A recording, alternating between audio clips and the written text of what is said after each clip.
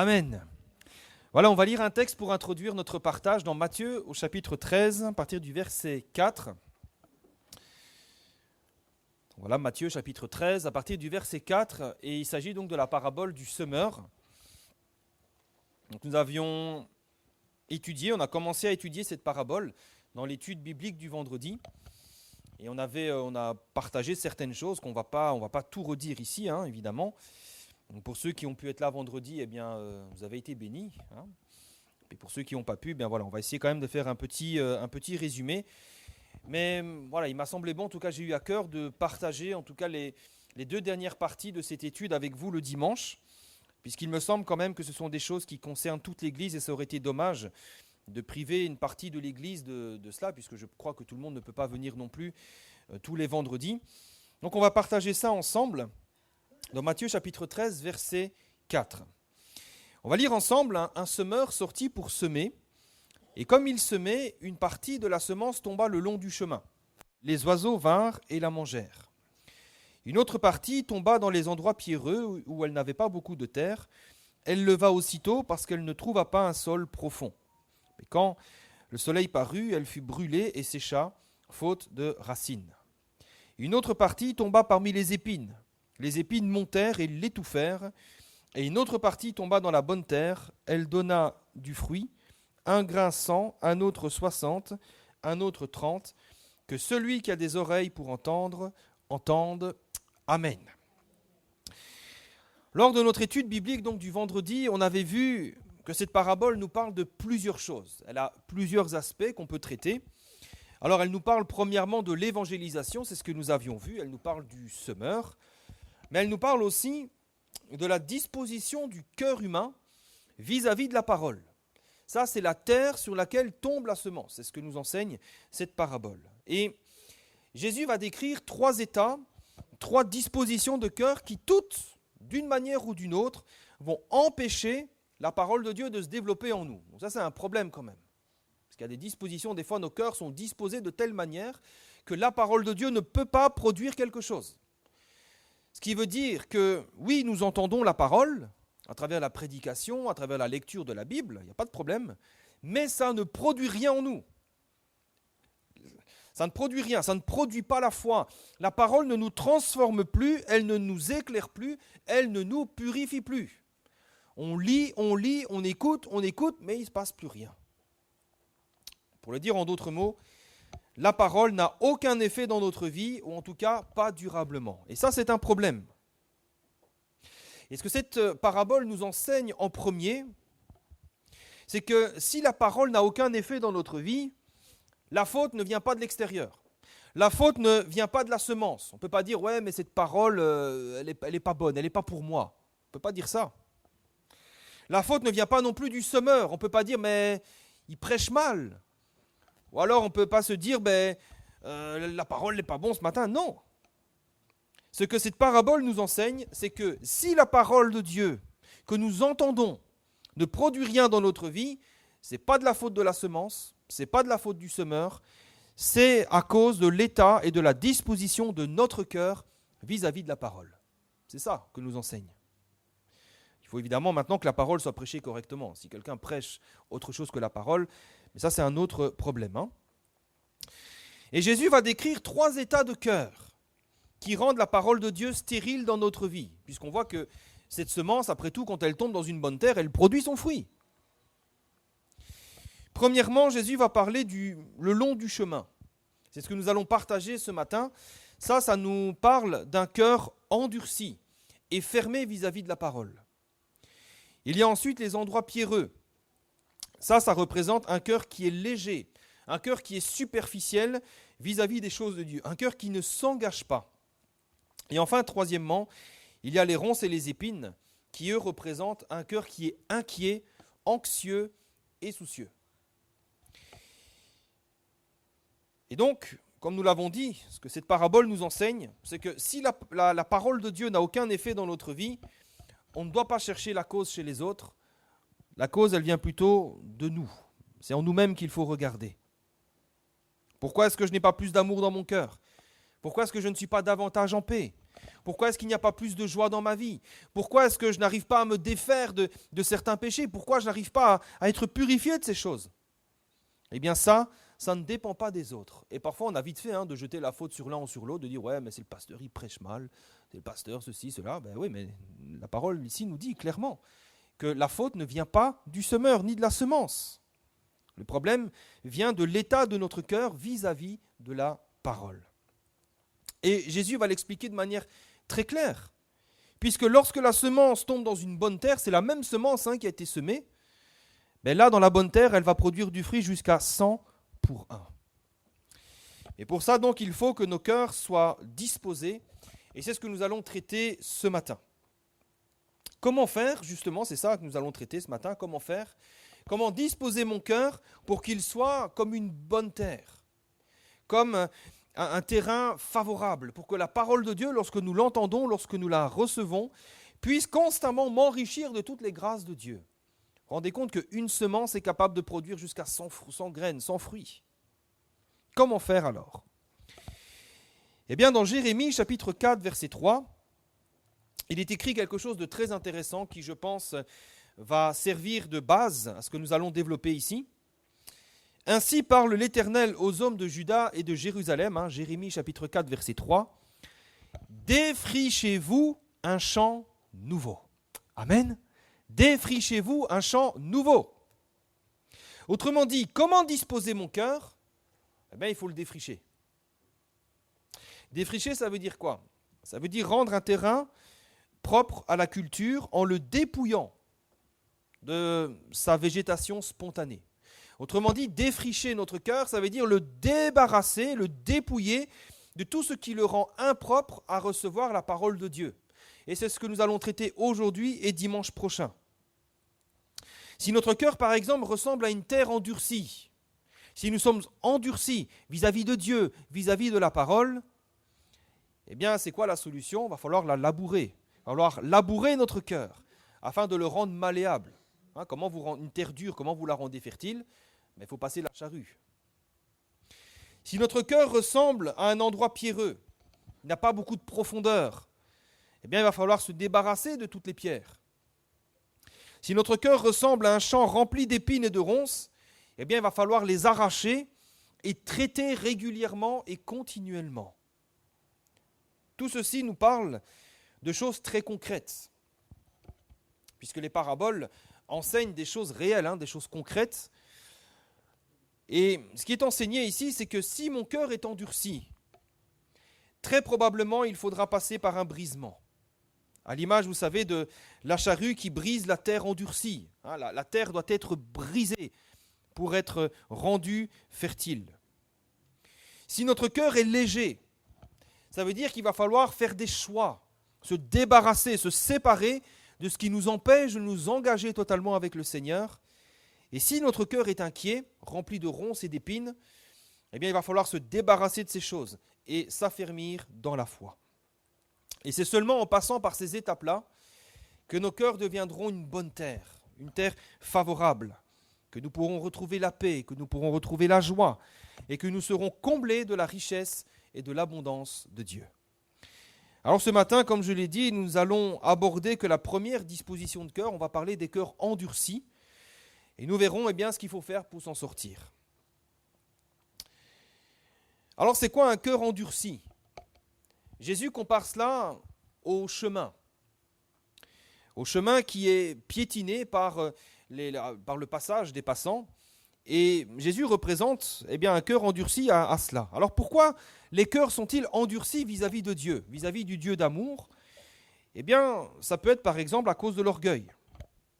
On n'accepte pas la parole parce qu'elle nous dérange. Alors on se ferme, on dit non, mais je ne suis pas d'accord, donc on se ferme. On n'accepte pas la parole parce qu'elle nous contredit. Parfois, on est là dans notre vie et puis on se rend compte que ce qu'on fait ne plaît pas à Dieu, que c'est un péché. Et en lieu de dire, d'accord, je confesse ma faute, on dit non, pas du tout, c'est pas un péché. Ou alors, on peut s'endurcir parce que la Bible nous montre que nous sommes en tort.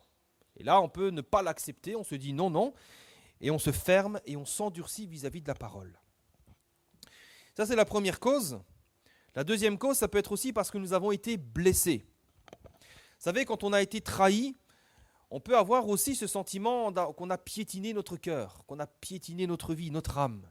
Et on peut finir par s'endurcir, même vis-à-vis de Dieu. C'est-à-dire qu'on n'arrive pas, ou on n'accepte pas à lui faire confiance. On reçoit la parole, elle est là, mais on n'arrive pas à faire confiance au Seigneur. On est endurci, on se dit non, c'est pas possible. Alors dans le premier cas, si c'est un problème d'orgueil, si c'est un problème de fierté, un problème d'ego, si on rejette la parole parce qu'elle ne nous plaît pas, très souvent la solution c'est quoi ?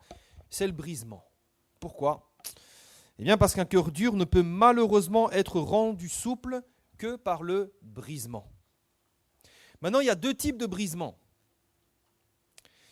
Il y a le brisement qu'on peut appeler le brisement à la dure, comme un bras de fer avec Dieu, et quand on fait un bras de fer avec le Seigneur, c'est jamais nous qui gagnons. Regardez Jonas, il a dit à Dieu, non, je n'irai pas à Ninive. Regardez un petit peu par où il est passé. Ce brisement à la dure, c'est vraiment l'image, vous savez, de la charrue qui vient briser la terre et qui vient la retourner avec force, avec puissance. Et la terre, elle ne peut rien quand vous avez la charrue bien aiguisée, là, le bœuf bien fort qui passe comme ça. Là. Je parle de l'image de l'époque, aujourd'hui, c'est plus comme ça, mais à l'époque, c'était ça. Vous avez la charrue qui passe, qui brise la terre, qui brise les mottes endurcies. La terre se retourne et elle est rendue fertile. Et puis, il y a un autre type de brisement qui, lui, est plus doux, mais tout aussi efficace. Et ce brisement-là, il passe par une prise de conscience. Ça passe par la prise de conscience, on va développer ces choses. Pour illustrer le brisement à la dure, on peut prendre un exemple, c'est celui du roi Nebuchadnezzar, au temps de Daniel. On va lire ensemble dans Daniel chapitre 4, versets 2 à 3. Pour commencer, je vais vous inviter à laisser votre Bible ouverte parce que nous allons lire dans tout le chapitre 4. Daniel chapitre 4, à partir du verset 2. Il y a une particularité avec ce roi. Ce roi, cette particularité, c'est qu'il reconnaît que Dieu est le Dieu véritable. Il reconnaît que Dieu est Seigneur. Et dans Daniel chapitre 4, au verset 2, si vous avez trouvé, on va lire ensemble.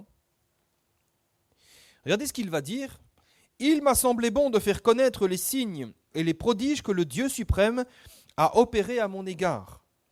Que ces signes sont grands, que ces prodiges sont puissants, son règne est un règne éternel et sa domination subsiste de génération en génération. » Donc on voit, c'est un roi qui loue Dieu, qui adore Dieu. Néanmoins, il va recevoir un songe qu'il ne comprend pas, et il va faire venir tous les sages de l'Orient, mais personne ne parvient à lui donner l'explication. Alors, en dernier lieu, vient Daniel, qui lui va lui donner l'explication du songe, et ce songe explique ce que le roi va être déchu pour un temps de sa royauté, pour vivre comme une bête dans les champs. C'est pas gaillard. Néanmoins, Daniel va quand même dire une chose. Il va lui dire, au verset 27, on lit ensemble, il va dire, voilà ce qui va t'arriver. Néanmoins, ô roi, puisse mon conseil te plaire. Mets un terme à tes péchés en pratiquant la justice et à tes iniquités en usant de compassion envers les malheureux, et ton bonheur pourra se prolonger. Autrement dit, il n'y a pas de fatalité. Mais qu'est-ce que le roi va faire ? Eh bien, au lieu d'écouter le conseil de Daniel, au lieu de se repentir, au lieu d'user de compassion envers les malheureux, il continue dans son orgueil et dans sa suffisance. Regardez ce qu'il va dire au versets 29 et 30. Au bout de 12 mois, comme il se promenait dans le palais royal à Babylone, le roi prit la parole et dit : « N'est-ce pas ici Babylone la grande que j'ai bâtie comme résidence royale par la puissance de ma force et pour la gloire de ma magnificence ?» Là, on voit un roi qui poursuit dans son orgueil, au point même de s'élever au rang de Dieu, ma force, ma gloire, ma magnificence, etc. Et c'est alors que le songe qu'il a eu s'accomplit. Au verset 33, au même instant, la parole s'accomplit sur Nebuchadnezzar. Il fut chassé du milieu des hommes. Il mangea de l'herbe comme les bœufs. Son corps fut trempé de la rosée du ciel, jusqu'à ce que ses cheveux croissent comme les plumes des aigles et ses ongles comme des oiseaux. C'est un peu dégoûtant quand même, mais c'est ce qui s'est passé. Après le temps marqué, au verset 34, moi, Nebuchadnezzar, Je levai les yeux vers le ciel, et la raison me revint. J'ai béni le Très-Haut, j'ai loué et glorifié celui qui vit éternellement, celui dont la domination est une domination éternelle, et dont le règne subsiste de génération en génération. Et au verset 37, maintenant, moi, Nebuchadnezzar, je loue, j'exalte et je glorifie le roi des cieux, dont toutes les œuvres sont vraies et les voies justes, et qui peut abaisser ceux qui marchent avec orgueil. Amen. Nous voyons ici donc ce roi qui est passé par un grand brisement. Vous êtes d'accord avec moi quand même que le brisement, quand même ici, il est un petit peu dur, un peu sévère, hein? Mais on voit quand même que ça a produit son fruit, puisque il est passé d'un roi orgueilleux à un roi brisé, humble, qui désormais bénit Dieu, loue Dieu, glorifie Dieu, en reconnaissant que c'est Dieu qui règne, et que c'est sa puissance qui règne d'éternité en éternité. Ici, ça nous montre que quand le cœur est endurci par l'orgueil et la suffisance, malheureusement parfois, il n'y a que le brisement qui peut nous rendre malléables à nouveau. Quand on est endurci, quand on dit non, non, c'est moi, parfois il n'y a que le brisement qui peut nous rendre malléables. Et ne croyons pas que si Dieu emploie de tels moyens, c'est par plaisir. Dieu ne prend aucun plaisir à nous faire passer par le brisement. Si le Seigneur emploie de tels moyens, des moyens si durs, ce n'est pas par joie, c'est par nécessité. C'est parce qu'il n'y a pas d'autre solution. C'est parce que le Seigneur a épuisé toutes les autres options. Et je pense que pour le Seigneur et pour nous aussi, eh bien, il vaut mieux peut-être briser la chair et sauver l'âme plutôt que de ménager la chair et perdre son âme. Alors, bien entendu, le Seigneur ne va pas tous nous transformer en bêtes. Ne dites pas mon mari est dur, ma femme est dure, mes enfants sont durs, ils vont être comme des animaux par terre, ils vont avoir des ongles comme des serres d'aigle. Non, ça, c'est exceptionnel ce qui s'est passé là. Mais néanmoins, il peut quand même arriver que certaines épreuves arrivent dans notre vie, certaines circonstances arrivent qui soient comme un marteau qui vient pour briser notre cœur endurci. Maintenant, ne croyons pas non plus que toutes les épreuves qui nous arrivent sont là parce que Dieu cherche à nous briser. Ce n'est pas le cas, hein. Ce n'est pas toujours le cas. Le brisement par l'épreuve est quand même quelque chose assez rare et ça concerne généralement des choses assez graves et on en a conscience. Vous savez, quand Nebuchadnezzar est passé par là, il savait pourquoi il est passé par là. Quand Jonas a fini dans un poisson, il savait pourquoi il est passé là. Il savait très bien que c'est Dieu qui le reprenait. Alors, il ne faut pas imaginer non plus que chaque épreuve est un brisement. Et aussi, quand vous voyez votre frère, votre sœur qui passe par une épreuve, ne dites pas « bon Dieu l'a puni, elle est là ». Non, ne dites pas ça, s'il vous plaît. Ça peut arriver, mais ce n'est pas toujours le cas. Maintenant, il y a un autre type de brisement, un brisement qui est, on va dire, plus doux, mais qui garde quand même sa force, eh bien, c'est la prise de conscience. Nous connaissons l'histoire de David. On sait ce qui s'est passé avec Bathsheba, l'adultère qu'il a commis avec elle, et puis le crime ensuite lorsqu'il a fait mourir Uri, son mari, pour camoufler son acte, puisque Bathsheba était enceinte. Et il y a une chose qui m'a toujours étonné dans ce texte, c'est que David avait commis un crime, Bathsheba était enceinte, elle a accouché, et David, lui, il vivait sa vie comme si de rien n'était. Il n'avait pas conscience du crime qu'il avait commis. L'enfant est né, lui, la vie suivait son cours, comme si de rien n'était, comme si c'était normal. Alors un jour, le prophète Nathan, envoyé par Dieu, va venir à la cour royale, il va s'adresser à David, et il va lui raconter simplement une histoire. Et cette histoire va permettre à David de prendre conscience, de réaliser la profondeur et la gravité du mal qu'il a commis. Et cette prise de conscience va être comme un brisement dans sa vie. Ça va briser son cœur, ça va briser son esprit, ça va même briser son corps. David va reconnaître son péché, il va reconnaître sa faute, il va s'en repentir du tout son cœur devant l'Éternel. Et il va passer par un brisement. Pendant plusieurs jours, il va jeûner, il va prier, il va implorer le pardon, la miséricorde de Dieu à son égard. Et Dieu finira par le pardonner. David est passé par un grand brisement. Il n'y a pas eu une épreuve particulière, quoique si, son enfant est mort, hein, mais son plus gros brisement, c'était dans son cœur, un cœur contrit. Et vous savez, parfois, notre cœur est endurci jusqu'à ce que nous prenions conscience de notre faute ou du mal que nous avons fait. Jusque-là, tout va bien. Mais quand nous prenons conscience du mal que nous avons fait, eh bien c'est là que nous sommes brisés. Et je crois que nous tous qui sommes enfants de Dieu, mais nous sommes un jour passés par ce brisement-là, quand nous avons donné notre cœur au Seigneur. Nous sommes passés aussi par ce brisement. Pourquoi certains pleurent quand ils viennent dans la présence de Dieu? Parce qu'ils reconnaissent tout à coup l'ampleur du problème du péché dans leur vie. Et ils pleurent, ils sont contrits, ils passent par un brisement. Quand nous prenons conscience de notre faute, du mal que nous avons fait, quand la parole de Dieu éclaire nos cœurs, nos fautes, eh bien nous pouvons ressentir un profond désespoir, une très grande tristesse, devant lesquelles il ne faut surtout pas résister. Si un jour, dans la présence de Dieu, vous réalisez un péché, vous réalisez une faute, si vous ressentez de la tristesse, surtout ne résistez pas. Ne vous endurcissez pas. Parce que c'est ça qui va nous permettre de gagner notre âme devant Dieu. Dans 2 Corinthiens chapitre 7, verset 10, il est écrit que la tristesse selon Dieu produit une repentance à salut dont on ne se repent jamais, tandis que la tristesse du monde produit la mort. David, n'a pas résisté au prophète Nathan.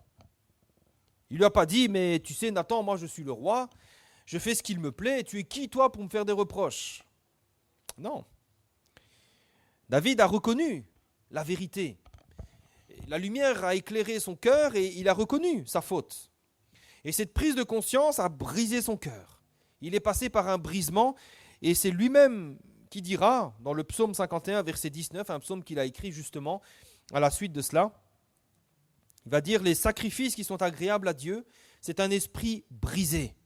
Ô Dieu, tu ne dédaignes pas un cœur brisé et contrit. » Vous voyez, cette prise de conscience du mal qu'il a fait a brisé son esprit, a brisé son cœur.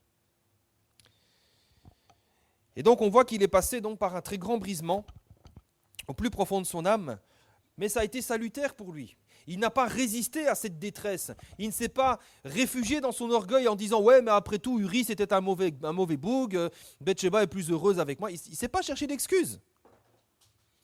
Et pour lui, ça a été salutaire.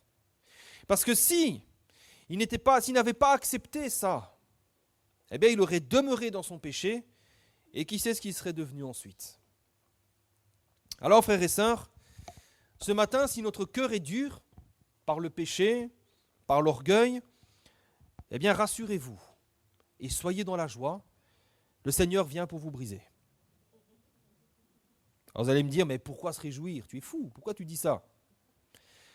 Job, chapitre 5, verset 17. Si vous ne me croyez pas, croyez la parole. Job, chapitre 5, verset 17. Heureux l'homme que Dieu châtie. Ne méprise pas la correction du Tout-Puissant. Il fait la plaie, il la bande, il blesse et sa main guérit. Ne voyons pas le brisement de Dieu. Ne voyons pas dans le brisement du Seigneur à notre égard un jugement ou une manifestation de sa colère. Parce que ce n'est pas du tout ça. Quand Dieu brise un homme, c'est toujours par amour qu'il le fait, parce qu'il nous reconnaît comme ses fils. C'est pour ça que lorsqu'il fait la plaie, il y a déjà le pansement qui est prêt pour nous guérir derrière. Son but, ce n'est pas de briser pour détruire, c'est briser pour reconstruire. Ça, c'est important. Dieu ne brise pas pour détruire, pour châtier, pour punir. Il brise pour reconstruire. On va lire ensemble Jérémie, chapitre 18, verset 1. On va lire jusqu'au verset 6.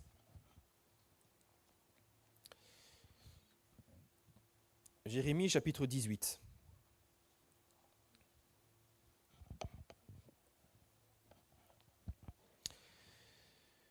La parole fut adressée à Jérémie de la part de l'Éternel en ces mots. Lève-toi et descends dans la maison du potier. Là, je te ferai entendre mes paroles. Alors je descendis dans la maison du potier, et voici, il travaillait sur son tour. Le vase qu'il faisait ne réussit pas, comme il arrive à l'argile dans la main du potier. Il dit, c'est quelque chose de banal, c'est quelque chose qui arrive. Qu'est-ce qui se passe? Et là, Jérémie observe et il voit que le vase ne réussit pas, comme ça arrive de temps en temps. Eh bien, il en refit un autre vase, avec le même argile, tel qu'il trouva bon de le faire. Et puis la parole de l'Éternel fut adressée à Jérémie en ces mots, au verset 6. « Ne puis-je pas agir envers vous comme ce potier, maison d'Israël, dit l'Éternel? Voici, comme l'argile est dans la main du potier, ainsi vous êtes dans ma main, maison d'Israël. Amen. » Ici, ce sont des choses très profondes, très importantes, que le Seigneur montre à Jérémie. Il lui montre que quand le vase ne réussit pas, le potier ne jette pas l'argile, mais il le retravaille pour refaire un autre vase. Vous savez, c'est par amour, parce que Dieu nous aime, c'est parce que Dieu est fidèle, qu'il accepte dans son amour de nous briser. Ça serait tellement plus facile et plus simple de nous jeter. Ça serait tellement plus simple et plus facile de dire « Ah, tu n'écoutes pas? Tu fais tout le temps les mêmes erreurs. Tu t'obstines dans ton péché, tu t'obstines dans tes fautes. Tu n'en fais qu'à ta tête, le coco est dur. Maintenant, dehors. » Mais non, Dieu nous aime. Dieu est fidèle à son alliance.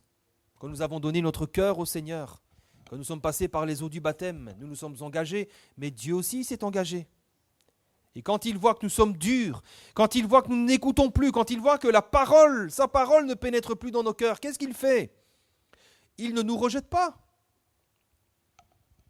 Quand nous n'écoutons plus, que nos cœurs sont endurcis depuis longtemps, eh bien il se peut alors que l'Éternel fasse comme l'argile, comme le potier avec l'argile. Il dit, ça ne réussit pas.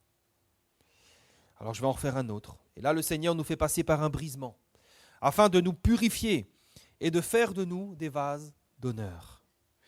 Vous savez, le brisement de Nebuchadnezzar lui a permis de reconnaître à nouveau la grandeur, la majesté, la gloire de Dieu. Il était pétri d'orgueil. Il ne reconnaissait plus la gloire de Dieu. Il s'était même élevé, lui, au rang de Dieu. Ce brisement lui a permis de reconnaître à nouveau la grandeur de Dieu. Le brisement de David lui a permis de reconnaître son péché et de revenir dans le chemin de la justice. Et puis Jonas aussi, je ne l'ai pas développé, mais on pourrait parler aussi de Jonas. Ce brisement lui a permis de faire ce que Dieu lui demande de faire. Il était dans la désobéissance. Et il est allé à Ninive. Il ne voulait pas aller à Ninive. Mais ce brisement lui a permis de reconnaître qu'il est un serviteur de Dieu et il se doit d'accomplir ce que Dieu lui demande de faire. Et ce qu'on constate, frères et sœurs, et ça c'est important, ces hommes n'ont pas été détruits par le brisement qu'ils ont subi. Bien au contraire, ça a été salutaire pour eux. Ils en sont sortis plus forts, plus matures et façonnés à l'image de Dieu. Ensuite, dernier point, nous avions vu aussi qu'un cœur peut être endurci quand il a été blessé, trahi et meurtri. À l'image de cette terre, ce chemin qui a été piétiné par le passage des passants. Et nous aussi, parfois, nos cœurs, nos âmes ont été piétinés par la méchanceté des autres, par les trahisons à répétition, et on a un cœur qui est comme endurci. Et on s'endurcit pourquoi? Pour se protéger. Donc ça, c'est pas un péché. D'accord? Il n'y a pas d'orgueil ici. C'est nos blessures qui nous ont fermés à l'amour de Dieu, qui nous ont fermés à la foi parfois, et qui nous rendent imperméables, qui nous rendent durs comme la pierre. Et dans ces cas-là, eh bien, le Seigneur ne va certainement pas chercher à nous briser par l'épreuve. Et ça, c'est important aussi de le souligner. Le Seigneur ne va pas nous briser par l'épreuve. Vous savez, le Seigneur ne va pas ajouter de la tristesse à notre mal-être. Le Seigneur ne va pas ajouter de la tristesse à notre souffrance. Notre Dieu n'est pas un Dieu qui tire sur l'ambulance. Alors, dans ces cas-là, quand nos cœurs ont été endurcis à force d'être piétinés par la méchanceté, par le mal, le Seigneur ne va pas nous briser, mais il va plutôt chercher à fertiliser notre cœur avec la pluie bienfaisante de son amour. Là, le Seigneur ne nous réserve pas la charrue, il nous réserve une pluie bienfaisante pour nous restaurer et pour fertiliser notre cœur. Autrement dit, ce n'est pas un travail de brisement, c'est un travail de restauration. Et c'est ce que nous voyons par exemple au travers du récit de la femme samaritaine. Dans Jean chapitre 4, ce récit nous montre une femme qui va chercher de l'eau à un puits, jusque-là un épisode banal de la vie ordinaire de l'époque, sauf que elle va au puits de Jacob. C'est-à-dire c'est le puits le plus éloigné de son village. On le sait parce qu'il y a eu des fouilles archéologiques, on sait qu'il y a des puits qui étaient plus près. Et elle va au puits le plus loin. Et elle y va à midi. Une heure où personne ne va chercher de l'eau. Une heure où elle est sûre de ne rencontrer personne, de ne croiser le regard de personne. Pourquoi elle fait ça ? Eh bien, tout ça témoigne de son profond mal-être. C'est une femme qui souffre.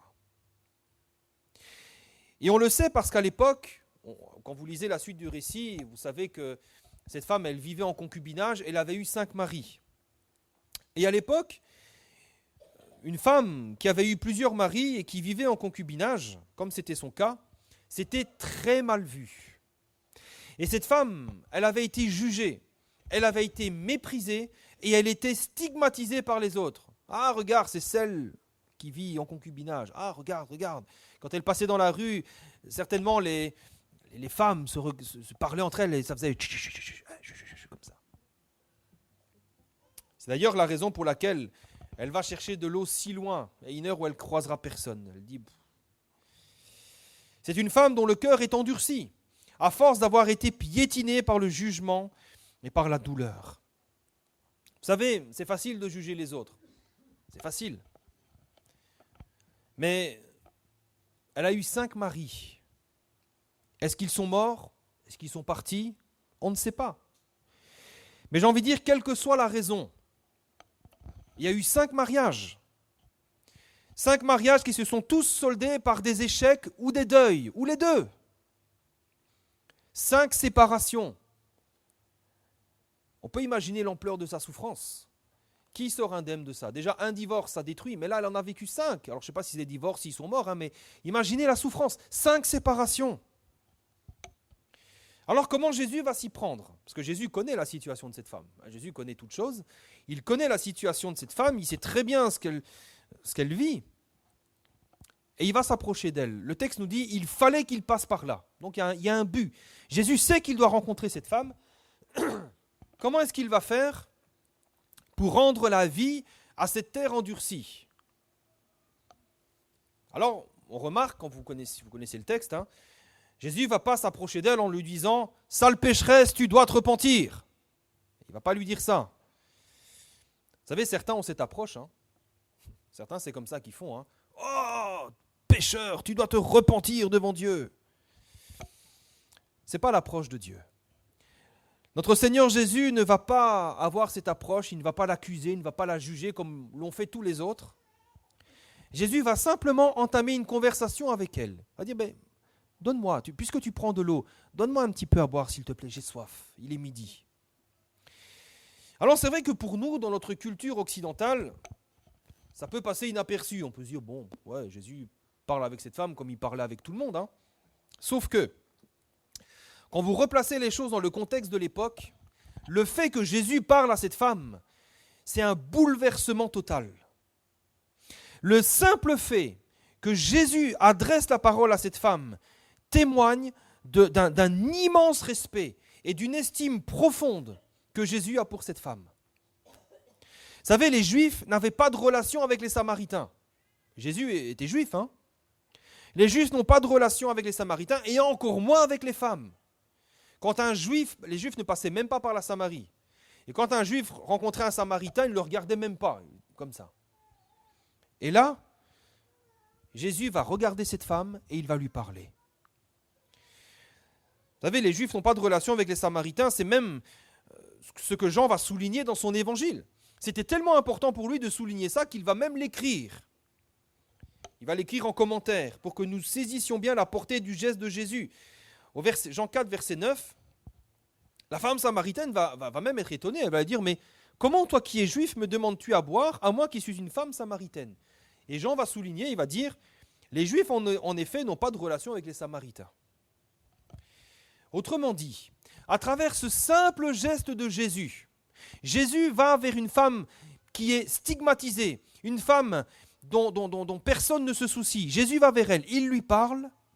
Eh bien, peut-être pour la première fois depuis des années et des années, cette femme s'est peut-être enfin sentie respectée et estimée, valorisée. Jésus n'est pas venu vers elle pour lui faire des reproches ou l'accabler ou lui dire « Psst ». Bien. Il est venu pour la restaurer et faire d'elle, qui était comme une terre aride, une source d'eau.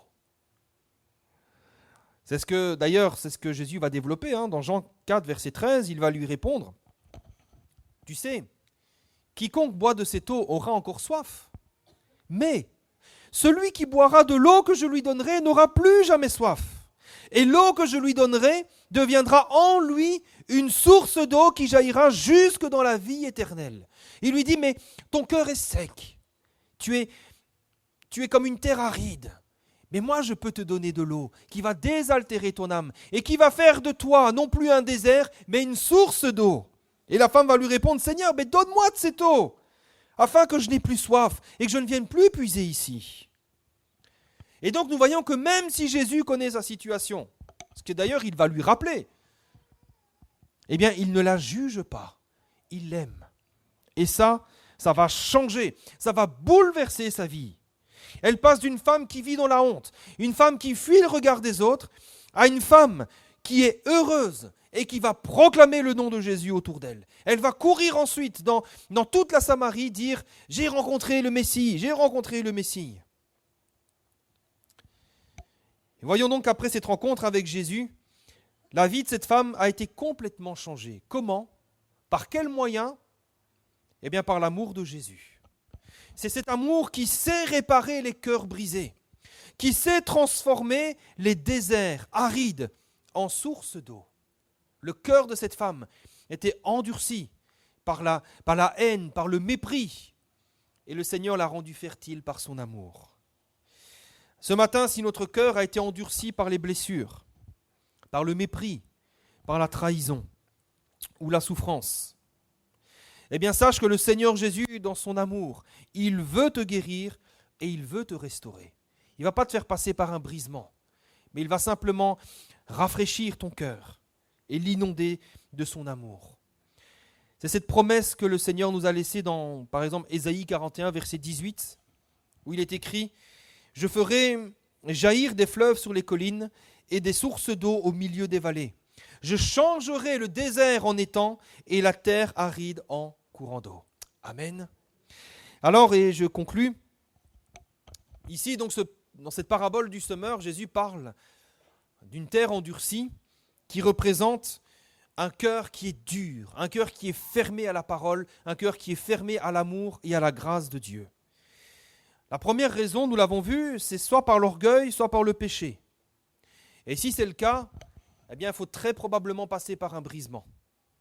C'est pourquoi, si vous entendez sa voix, n'endurcissez pas vos cœurs, parce que sinon, il y a le brisement qui vient. Nous avons vu que ce brisement de Dieu, et c'est quelque chose de réel, ce brisement de Dieu est de deux types.